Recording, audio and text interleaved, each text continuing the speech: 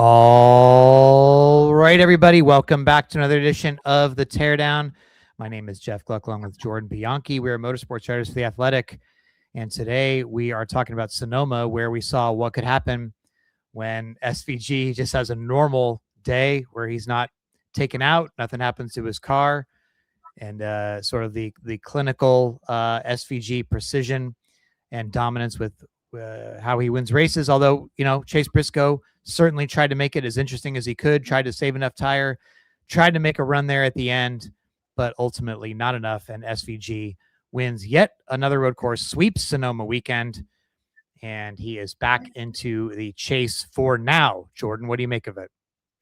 I just got a text message saying that this was inevitable, predictable, and that you could have seen this coming a mile away, and basically echoing your comments, which was that unless something happens to SVG, it's almost like he's toying with the field. And this was from somebody who was at the track today competing against SVG, and they just were blown away by this performance. And this is what it is, right? Like, you go to San Diego last week, and it's like, this is SVG's race to win or lose.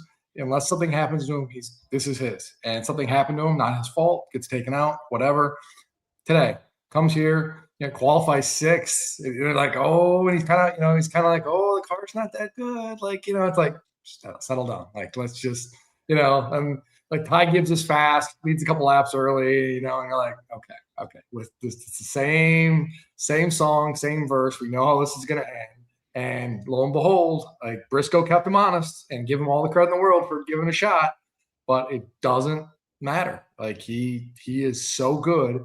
And there's a couple things that really separate him. One is obviously the managing the tires, which drivers have talked about for a while now. Like, when it comes to these races, especially in high tire wear tracks like a Sonoma, like a Chicago street course race, he is so good about hanging onto his tires. And then two, it's like, he doesn't make a mistake. Like, think about the last time he made a mistake on a road course, like blindly almost. It was, I think it would have been Watkins Glen when he was racing Chris Buescher, at the end there, and he clipped the wall. Other than that, like, if he's got a car, he's going to win. And it's just, he doesn't make a mistake. He's a machine. He is really a machine.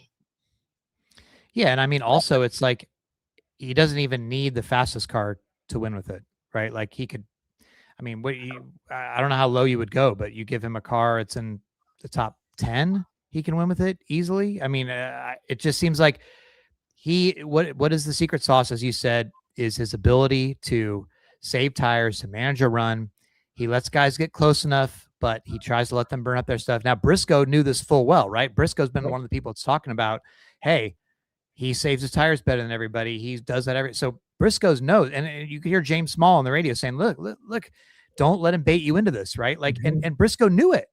And I think that he did try to save enough tire, but that one sort of bobble that he had in that when he went wide in one turn, and it cost him a little bit of time, then he had to really charge to get back there, and he just kind of ran out of time. Briscoe knew that he was going to have to be perfect to do it, couldn't quite do it, and SVG holds on again. Now, we don't know if Briscoe had been there a lap earlier. Did SVG have even more? I don't know, but it just seems like SVG, he's going to beat SVG. It's himself.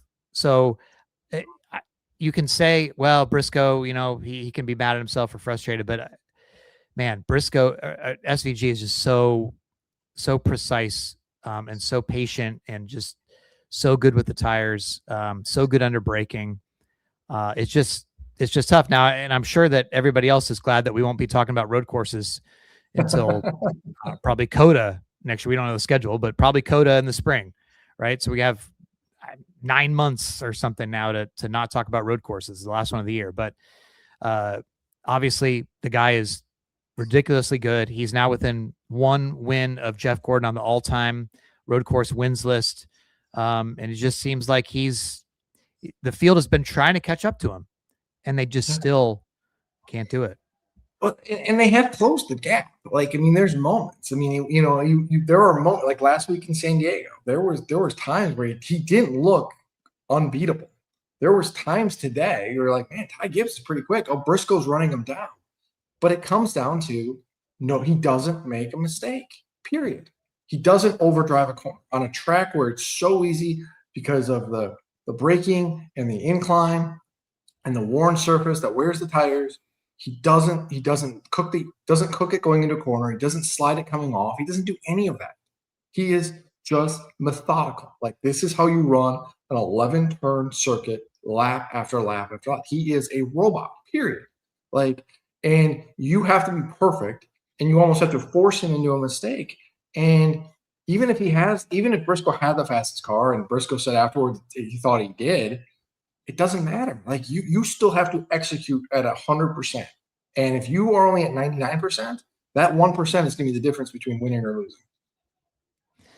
Yeah, and I feel bad in some sense for Sonoma because I was talking to a bunch of fans of the tweet up today, and although a couple of fans were like, "We don't mind if he wins, we just want it to be close," which is what you had. So you did have that at least, but there is some sort of SVG fatigue at road courses. Some of the fans are like, "This is the only race we get all year," and we keep you come here and who's going to be the best guy, and you're just like, ugh.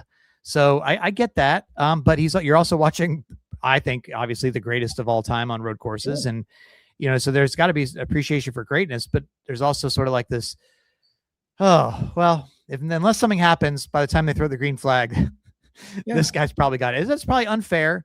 Like, stuff could happen. There's other drivers that could get up there, but it just seems inevitable, as you said.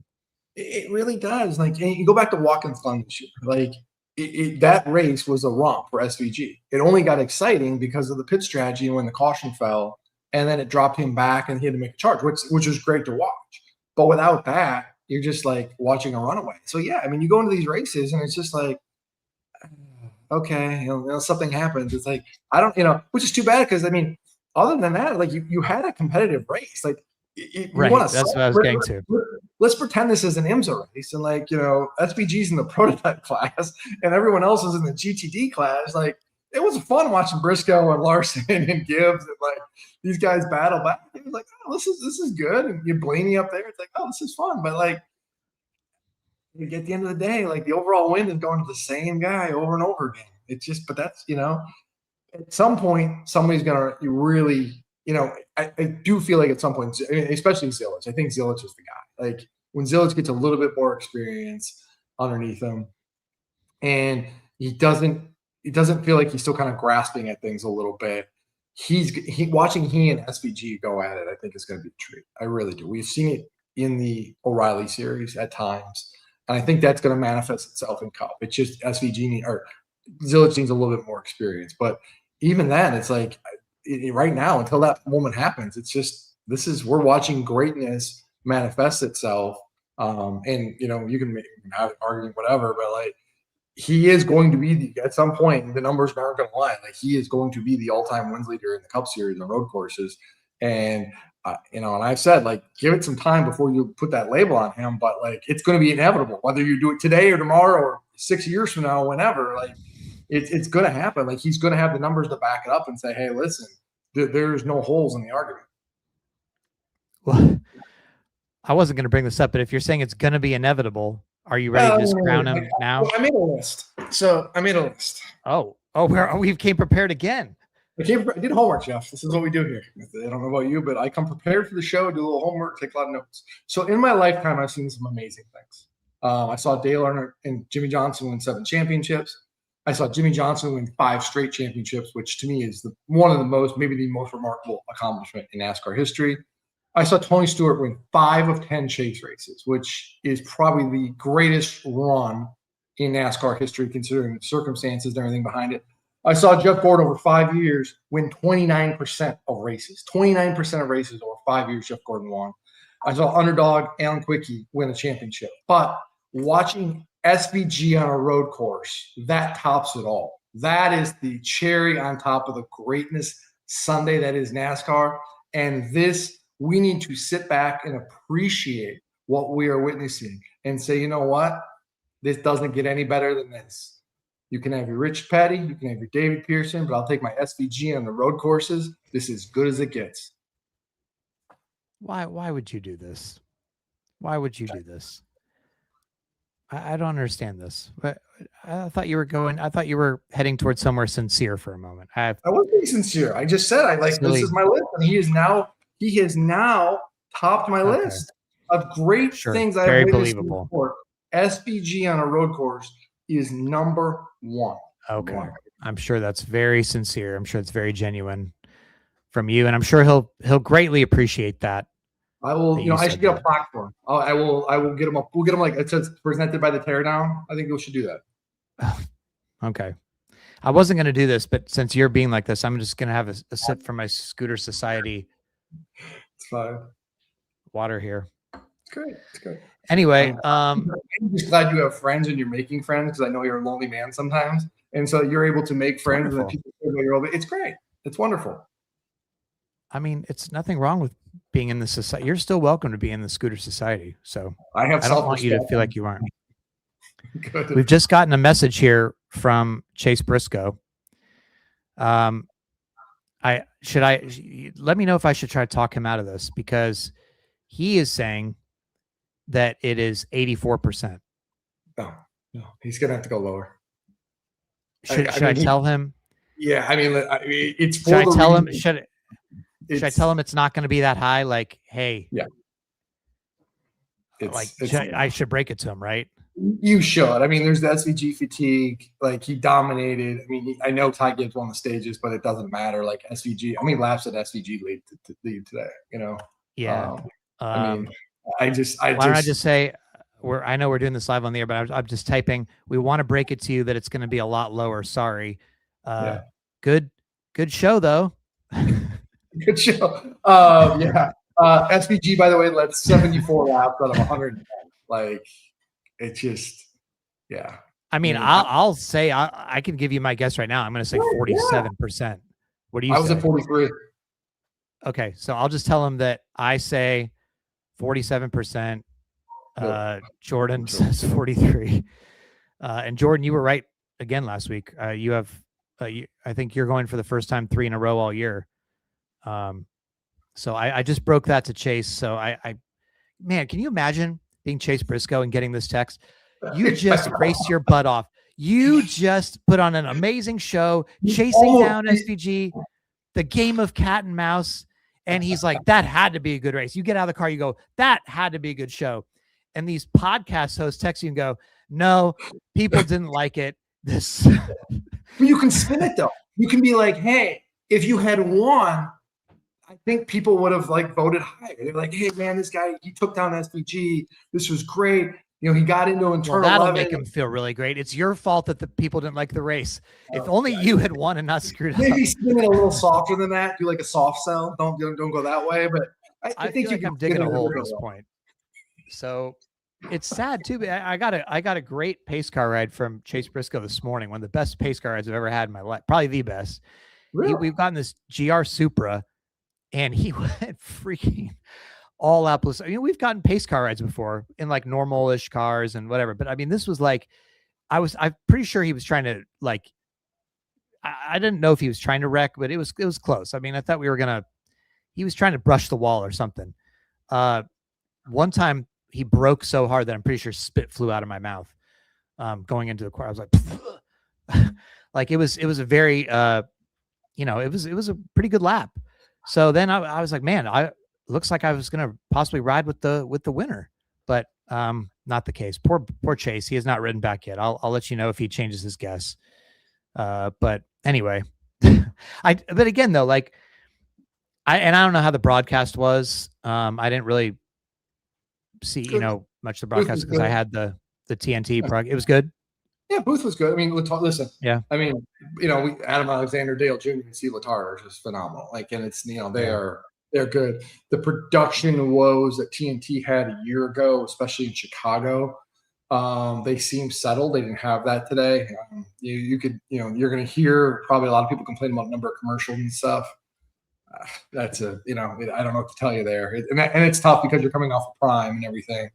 But overall, I thought the broadcast was fine, and they did a really good job on strategy and the stage. Should you flip a stage and racing for points, and they handled the Denny Hamlin, Tyler Reddick point situation really well, and what that meant and everything. So I thought they did a really good job, and production wise, it was much better than a year ago. Well, that's good to know. Good start, sounds like. Yeah, I mean, there was obviously some other subplots too. Well, I mean, before we move on from SVG, last week after San Diego, we're like, he's done. He's not. Yeah. He's no longer winning. Or he's no longer making the chase, right? So does this change anything about what you felt? I haven't seen what it was. He to the cut line 30 something or hang on, let me look here 1 second. Why is this? Sorry. yeah, I'd have to do math and Yeah, math. Math is not my forte at this point. My numbers are all screwed up. So okay. While you're looking at that, Chase Briscoe has changed his guess to 48 in light of, so he boxed me in. I love Chase. He boxed me in. So he's 48. I'm 47. You're 43. So I'm pretty much 35, 36. I believe. Oh, sorry. Go ahead. No, I was going to say SVG is 36 points up on Eric Jones. So who's the last guy? So you're saying though, and I would agree that 36 points is not going to last 8 races. Not with no road courses left. No, there's no chance. I mean, it's just like he can have a good run on an oval. We saw that at Charlotte and some other places, but to be consistent over 8 races left, that's a really tall task, and I just don't see that happening. This could be gone as soon as next week, to be honest with you. I mean, we wouldn't be shocked. I mean, sure, he could go to Atlanta and have a good day, and Daytona's still out there too, but it's just, at the end of the day, I just don't feel confident at all. I do not change my stance at all. I do not think he makes the chase. I'm with you. I mean, he needed both these road courses to go how this one did today. And so, yeah, I think that's going to be a tough challenge. Obviously, like here's an example, right? Eric Jones now has fallen out. Well, we think that he's going to get back in. Yeah. Right. So like, I mean, it's stuff like that. Like, is SVG going to outrun Eric Jones on ovals for the next 8 weeks? Is SVG going to outrun Austin Cindric? Is SVG going to outrun Ryan Preece? Brad Keselowski. I just like, and I think, again, this is with all due respect to SVG, saying that he has absolutely made gains, but the consistency from Trackhouse in general is a problem. And then his learning curve still, like, he's still learning. So you just can't say, okay, he's just going to go to Chicago and, reel off a top 10 and stuff like that. It's just, I don't know. It's, I think, again, not even of his own doing, but no. Listen, you can't expect, and he may have good speed at Chicago, and he ran really well at Charlotte. He could get stage points, I think. I just think there's too many races left. That's the thing. Like, it's you have to have 6 probably really good races on these next 8. And I just think that is a really tall task. When you look at the different track, we're going to a North Wilkesboro. That's not going to be an easy one for him. Richmond is still out there. I just don't see. And I will say that if he gets in the chase, he will have certainly earned it. He will. I mean, remarkable. Like, he will almost have lifted that team on his shoulders and just basically carried them right into the chase. Dude, I mean, look, we're halfway through the season now. This is the halfway point now, 18 down, 18 to go. The fact that we're talking about SVG in a playoff spot, in a chase spot, I mean, that's like unbelievable. Like, the fact that he's even in the conversation at this point is remarkable, for talking about the progress he's made. And again, specifically with Trackhouse being off this year, like, that really is something that really matters. I mean, where's Chastain in points? Chastain is 22nd in points. Mm-hmm. So, I mean, like, dude, like, the fact that he's doing this is amazing. And if he was able to somehow make the chase, I mean, holy cow. But I don't think it's a slam on him at all. And I'm not trying to come off negative about it. I just think it's too tall of a task right now. So, listen, we need to also shout out, like, Christopher Bell. Here's a guy that yesterday, until he spoke, you're thinking, well, I mean, he's going to get out of the car probably, right? Like, how can he's still got a broken wrist. He finishes 5th. Christopher Bell finished 5th, driving with a cast on his wrist after getting out of the car last week. I mean, geez, he won his in-season challenge matchup. I had Chastain over Bell, and I think it was Chastain and Bell, right, in their challenge matchup. And I was like, And I was like, that's a sort of like a gimme, because I was like, he's probably not even going to finish, or I mean, geez. So that, I mean, wow, Bell is just, I don't even know what to say. That's amazing. Remarkable. I mean, gritty. I mean, the best way to describe it. And we heard from him about car control and just how he's basically almost driving like one-handed and everything. And yet, on a road course, with all the things we talked about here and how challenging it is, car control and managing your tires and how easy it is to get loose and that kind of thing. He still like finishes fifth. Like he has a really, really gritty, gutty performance, and people maybe are just going to get lost in the season and everything, and it's going to look back on. You're going to kind of forget about this maybe at some point, but this shouldn't be. He finished fifth on a road course with a broken wrist. He deserves all the platitudes. Yeah. By the way, let's go through really quick while we have, I mentioned the in-season challenge. Look, this is tough. Like Reddick, for instance, right? I mean, this is why it's tough to predict this stuff, because racing is, and this is why the playoffs are gone with the one race kind of thing. One race, your car could break. One race, you could get booted out of the way on a restart or whatever, or wrecked by somebody else's mistake. So here you have the number 1 seed, Tyler Reddick, is out. Alex Bowman moves on. Now, Bowman finished 10th today. So, he got a top 10, but he could have finished 35th and still advanced, because Tyler Reddick finished last, 4 laps down with the power steering problem he had early in the race. At one point, he was 6 laps down, got 2 laps back, but obviously there was no incidents today. I mean, there was one, aside from the stages, you had that one stack up, which was a weird caution, by the way, with Barry and Gregson. Cindric, I think, was in it. And it left like a little debris, but it basically looked like they called the caution for like smoke or something at that point, and they all continued. Again, it did turn out to be, there was some debris, but that was the only like incident that could have damaged cars today, or put somebody laps down. So yeah, I mean, it's just, that's why the tournament is kind of odd sometimes, you know what I'm saying? But especially I guess that's why like it. Especially when you started last year at Atlanta. Like, I mean, this is part of the uniqueness of it. So yeah, it is what it is. But at one point today, for a good number of laps, the top 2 seeds, Denny Hamlin, the other one, were out. Like Ty Dillon was ahead of Denny Hamlin for a stretch, like because of Denny's spin. And so you're looking at this going, okay. And I don't know if that's a good thing or not, if it, makes the tournament more credible or less credible, but that's the reality of the situation. Denny at least rallied back and was able to move on, but yeah. Well, Ty, he faded with mechanical problems of his own, and he finished, second to last. So now let's look at some other matchups. Cindric and Keselowski. Cindric moves on. They got into it on the track at one point. Yeah. They had some, some sort of disagreement, it seemed like. So I doubt that was specifically for their matchup, right? But it was for whatever was going on.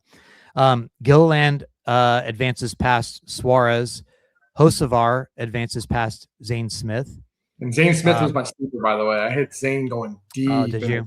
I thought Zane's road racing ability was going to carry over. Hocevar, him talk about, he's not, these aren't his favorite type of tracks. And I thought Zane was like, okay, Zane's going to ride this train, and the Zane train is done and one and done. Yes, well, Hocevar finished 11th, so quiet day for Carson. Really quiet, uneventful day for Carson thus far. Well, let's get into that. Why don't we wrap up this this part first, then we'll get into Hocevar Hamlin. Briscoe advances past Allmendinger. Gibbs advances past Austin Dillon. Michael McDowell goes through over Bubba Wallace, who, man, the weekend sure started well for Bubba Wallace. And then, he wrecks in qualifying and went off track a couple times today. He ended up finishing 22nd, not the day that 2311 wanted in general. Yeah. Chase Elliott advances past Noah Gragson. Chase Elliott's my pick to win it all, by the way. Who's your pick to win it all? I had Danny. I think I have Chase and Denny as my final two, and I think I have Denny winning. Okay. I have Chase and Blaney, and Blaney did advance past Josh Berry. SVG won his matchup with Ryan Preece. Or Ryan Larson Preece. beat. Oh, Ryan Preece. Yeah. Imagine you pull SVG in round one and on a road course, you just like his first, his initial gut meme that he posted was correct. Perfect. Right? Larson passed Herbst, Byron passed Stenhouse Jr. No surprise there, but it does set up a Larson Byron matchup next week at Chicagoland, so that's cool. That's good. Yeah. Bell passed Chastain, Buescher over Nemechek, Eric Jones, who I had out over Joey Logano. Yeah. Well, I mean, that was 23rd and 24th. They were right next to each other, but one spot there. And then, Denny over Ty Dillon. Yeah. So matchups for next week are Bowman versus Cindric, which honestly, that gives Bowman at Chicagoland a pretty good chance to move on. He's the most recent race winner there. People may forget that, by the way. Gilliland versus Hocevar. You would think Hocevar's got the edge there. Here's one: Briscoe versus Gibbs. That's going to be really good. It's good. I think they both roll into Chicago thinking they can win that race. They should. I mean, Toyotas are fast and intermediates. So that's going to be a great matchup. McDowell versus Elliott. I'd give Elliott the advantage on a mile and a half track there. Hamlin versus Jones. Obviously, you go Denny on a mile and a half. Bell versus Buescher. Now, I mean, people are going to probably rush to count Buescher out, but I mean, but Bell's the favorite and should be the favorite. But you're going to have to be really on your game. Buescher is going to do what he does, which is grind out, somewhere in the back half of the top 10 and, be in the mix. And if Bell has this issue on pit road or some other things that have befuddled him this year, Chris could pounce really easily. Yeah. Byron versus Larson. I would take Larson at Chicagoland personally. I think Byron obviously. Larson's running really well. Larson is running really, really well right now. Like they're knocking off really, really good finishes. And they haven't won in 42, 43 races, 44 races, whatever it is. But like they're close. And they're just what Toyotas are doing and then SVG's doing is kind of overshadowing everything. But they're starting to round into form. People don't realize that yet. This 5 team is they're gonna roll one, they're gonna get a win, and then they're gonna win again, and then all of a sudden you're gonna look at it and be like, whoa, this is scary. And then the final matchup next week for Chicago would be Blaney and SVG, and I think most people are going to go Blaney on that one. So Blaney has got a really interesting match. Like Blaney at intermediate racetracks have been just okay this year, Penske in general, right? Mm-hmm. He kind of has a. I don't want to discredit SVG, but like that's a pretty. You could have a lot harder of a matchup, right? Like getting SVG on a mile and a half racetrack. There's a lot of other guys that you look at here, and you're like, oh man, that would be challenging. But for Blaney and where that team is at right now, they got a little bit of a road here forward, shall we say? Yeah, Dustin Albino, who on X is always posting the points. I will typically pull up. He does the math there, so I appreciate that. So here's the bubble, so to speak. SVG plus 36, which we talked about. Preece plus 13.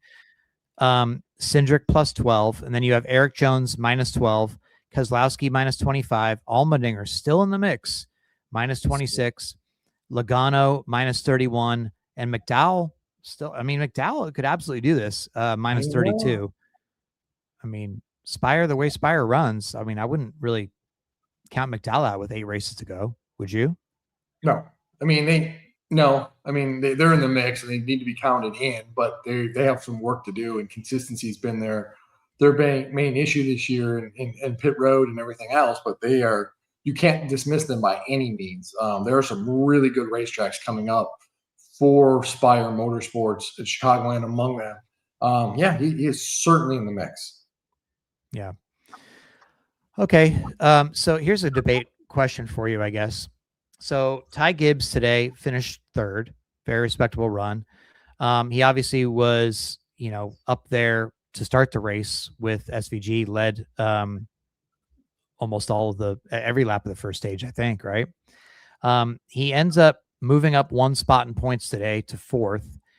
He stayed out to win both stages, so he got the 20 points there, and then got buried twice. Now, again, he makes it back up to third. They were giving up a shot at the win essentially by doing that, right? Now, in hindsight, you still get you got a ton of points out of today, but you're almost assuming like, okay, well, does this mean we're just giving it to SVG? SVG would he have won anyway, or would Ty Gibbs have given him a challenge given how good Briscoe was?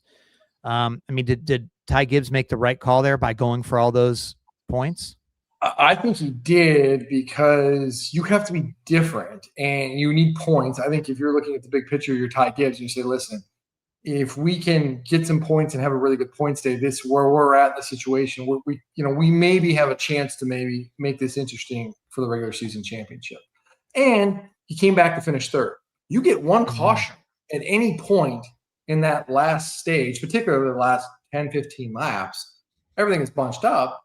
You're in the game. So I don't have an issue with it, because we have seen here before. I think Larson has done it before here most recently, where you can win the stages and still come back and win the race. Like, it's not an either or in this play. I don't have an issue with it. I actually think I was surprised that more people didn't play that strategy and try to go for the points, because be different than SVG. Like, if SVG is going to go and pit and he's looking at the big picture here, okay, great. But if I'm just going to follow SVG, then we're going to follow SVG in the racetrack. Like, let's do something different to put ourselves in a position. I think it's the right strategy. He finished third. He could have come back with a caution. He would certainly been in the mix. And Ty Gibbs on a late restart, you know what that's going to be like. Come on. And so I was surprised that other drivers, particularly I think the 11, didn't play the game of pitting and getting points, because I think they left some on the table today. Well, SVG was the number one point scorer of the day with 63 points, because he finished seventh in each of those two stages. But Ty Gibbs ends up being the second highest scorer of the day with 54 points. Christopher Bell got 50 points because he was second in both stages, following the Ty Gibbs type strategy, right? So you can see how that's quite the points haul there.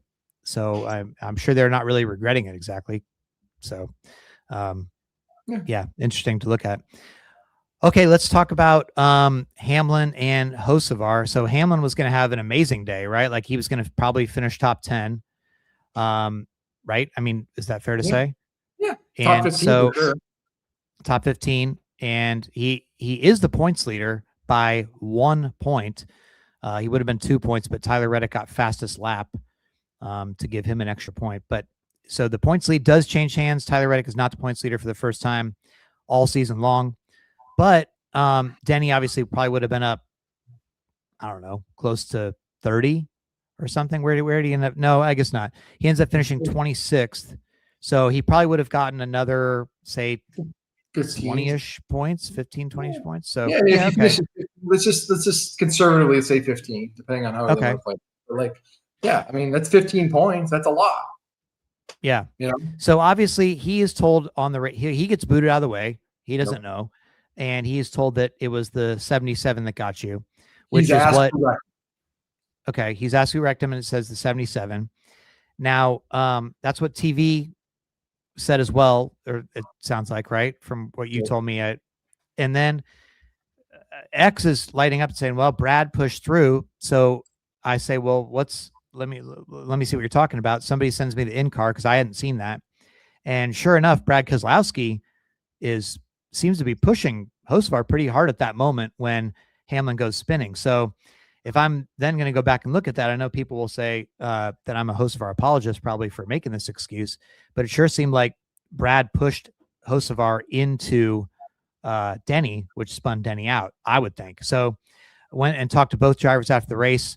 Hocevar is saying that he got pushed, and he didn't even know who it was. He thought it was Priest or somebody.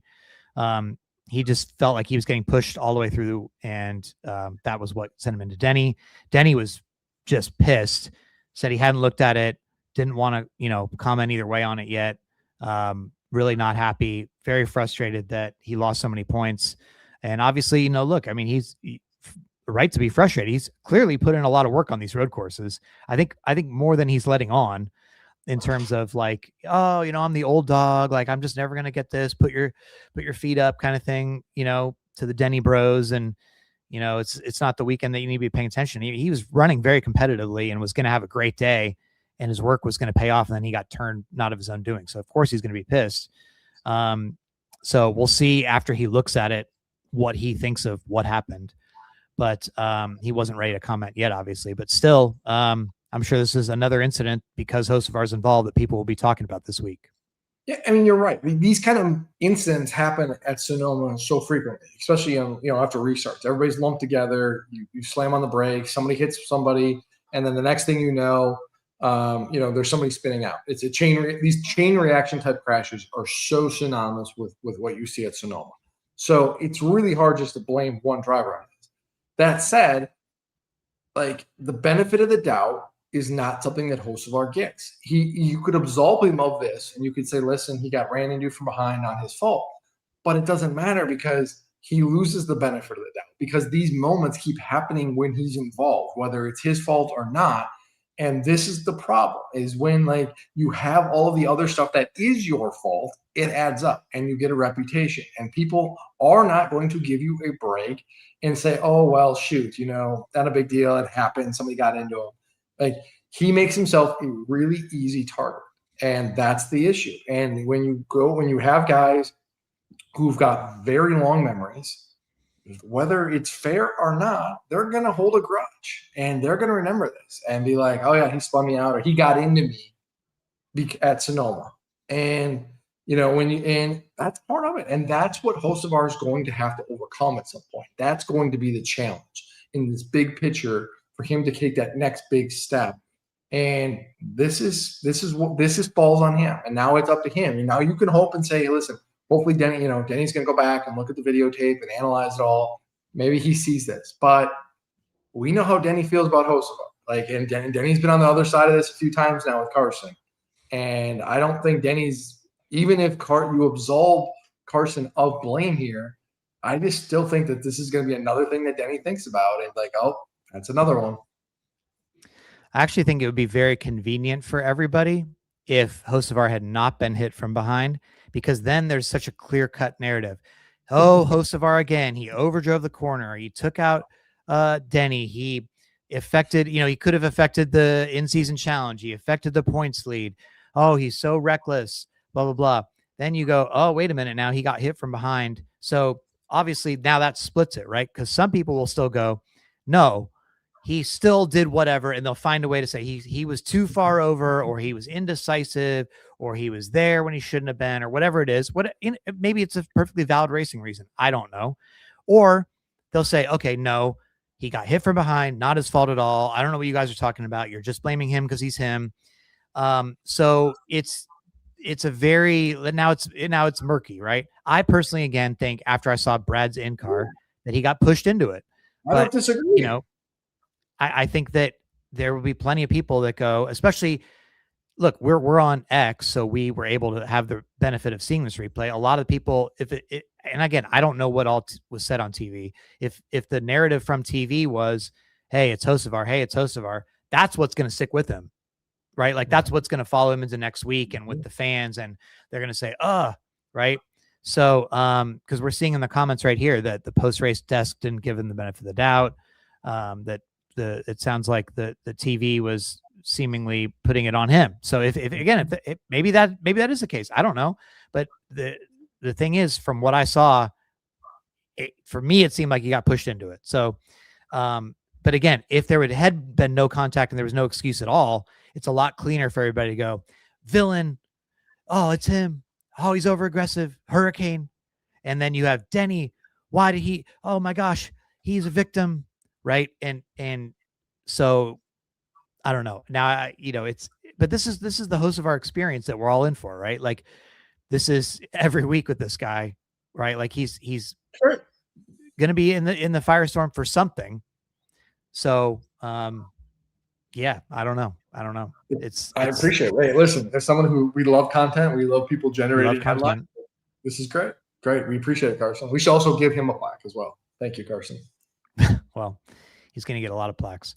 It's like when I was, it's like when Kyle Busch was talking about Denny, at Kansas, and he got like he got me like 1 million views or whatever from that video, and then I'd seen him in the garage the next day, walking out of the motorhome lot, and I was like, "Hey, you got me 1 million views from those comments yesterday," and he's like, "You're welcome," and then he turns around, and he's like, "Now you know why they talk about me so much." I'm like, I already did know that, Kyle, but you love your page views. I mean, the driver's going to give you page views. I mean, it's like Ty Gibbs this weekend. I was talking about rivalries and all that stuff. And he was talking about, Supercross with Hayden Deegan and stuff. And he's like, sometimes you got to play into it a little bit. And I think that's what Carson plays into it. Heim plays into it.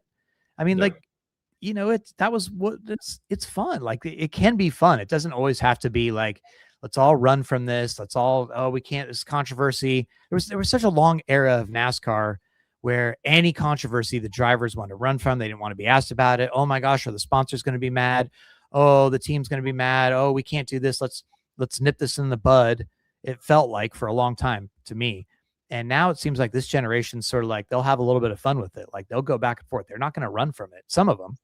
So, and hosts of ours certainly not. And Heim we saw was going at it this week on social media with it. So hey, look, it's fun, but it's good. But they're with the right teams. I mean, Hocevar is with the right team, Inspire Motorsports, who's got an owner in Jeff Dickerson who likes to throw his own bombs. As we know. Like you have to be in the right situation. I mean, there are certain drivers with certain teams that, frankly, we know those teams put the shackles on them, and like you're not allowed to engage in this. We don't want controversy for all the reasons. We don't want to piss off our sponsors, and you're going to have to be nice and mind your P's and Q's. But Spire Motorsports is not one of those teams, and 2311 isn't really one of those teams. They have personalities. They've got Bubba, Tyler's a little bit of a personality. They've got an owner in Denny Hamlin who's a personality. Like they're another team that like you want to be a personality and you want to be out there. That's fine. We're okay with that. That's good, and it's good for the sport. It's better. The sport is better when you have drivers who are being able to speak their mind and say what's, not feeling like they have to restrict themselves. That's what you want. NASCAR is built on personalities. That is what this sport at the end of the day is about.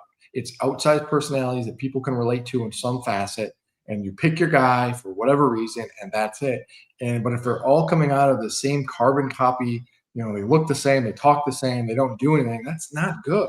And that is one of the issues when NASCAR went through its, I don't even want to call it, Jeff, rut, whatever, its decline or whatever word you want to use, like it was for all the reasons. It was like you were losing a lot of the personalities. You still had the Harvicks and the Tonys and the Dales, but for the most part, it was pretty watered down. And that's not at all what this is supposed to be about. Well, one name we didn't really get to touch on, you talked about his future, but at least there was performance today. It looks like Connor Zilic, I don't know if he actually went to Funky Town, but he at least had a career best finish. Finally, he gets his first top 10 and finishes 7th at Sonoma. So, and there's a guy not even in the in-season tournament. He didn't make it. And SVG didn't make it last year, right? Isn't that correct? SVG didn't make the tournament last year, I think. Maybe. Anyway, so Zilic, good run for him. Finally gets that. I mean, I don't know if it'll make things. I don't know if he's going to feel like better about the season, but it's certainly something to build on. Finally, like something didn't go horribly wrong today, although I'm sure he would have liked to finish better than 7th, but I don't know. What do you make of that?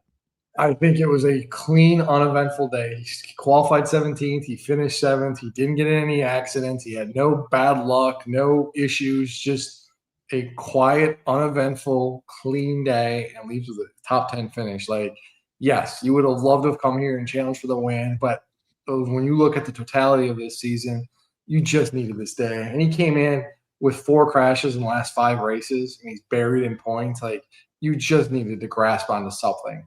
I think you have to be very, very, very happy with leaving here in the spot you're in.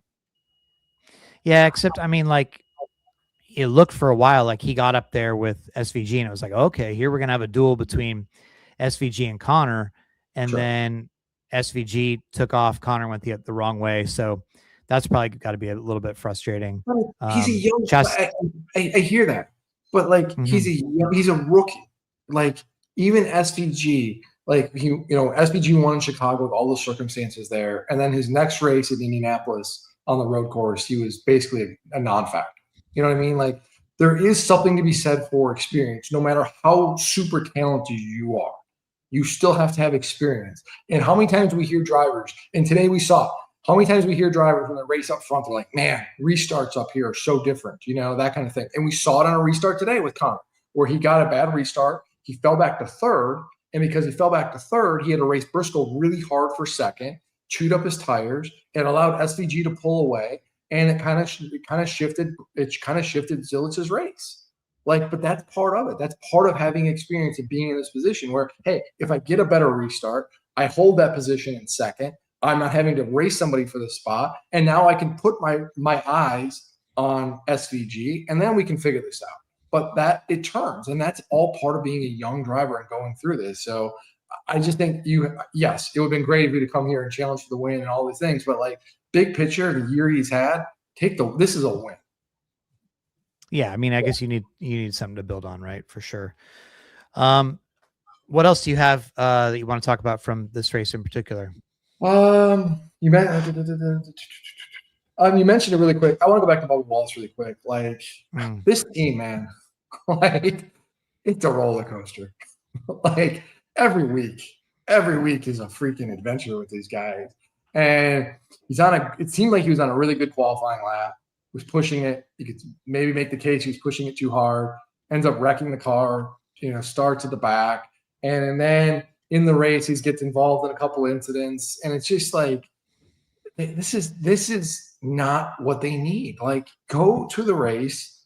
We talk about clean races, right? Not making mistakes, not putting yourself in a bad position, not putting yourself back in the pack, where things can happen. And this is, he gets caught up in something. Like, go there, qualify decent, don't have to push it, give yourself a fighting chance. You have a decent day on a track that maybe isn't your best. I know we finished second last week at San Diego, but like, just give yourself a spot. Give yourself a fighting chance to have a good day.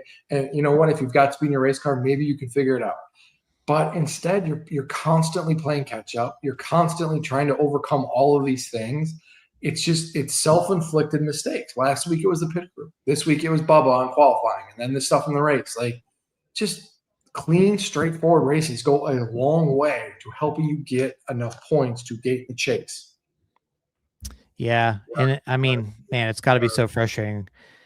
He was just talking in the media center yesterday about his improvement on road courses and all this stuff. And then they just had such a roller coaster weekend. So, they have certainly an opportunity to get back on track at Chicago, which is, by the way, going to be interesting. We'll both be there. Back to Joliet. Haven't been for a while, obviously. So it should be fun. I don't really know what to expect. The drivers are saying that the tires actually might not wear out as much as expected, because I guess at the tire test, the tires there it was actually like they think the groove might widen out, but not really like they don't think it's gonna be like a super high tire wear race, which is the opposite of what everybody was originally thinking. So we'll see what happens there, but it's going to be a fun weekend because it'll be, Cup will be on track all 3 days. It'll be the 4th of July, the day of the O'Reilly race. What better to celebrate the 4th of July than in the cornfields of Joliet with Amazon warehouses and fireworks? And it's great. It's fun. Yeah. Wonderful. So that'll be cool too. It was interesting also, like I did want to mention that it still continues to be really weird here for me, like with no Kyle Busch. Like he got inducted into the Wall of Fame here that they have, which is like a pretty high honor for Sonoma. And, typically, it's like, I think, some of the most recent drivers to get in were Jimmy and Harvick, and they put their face up on there, and it's a sort of like this checkered flag wall.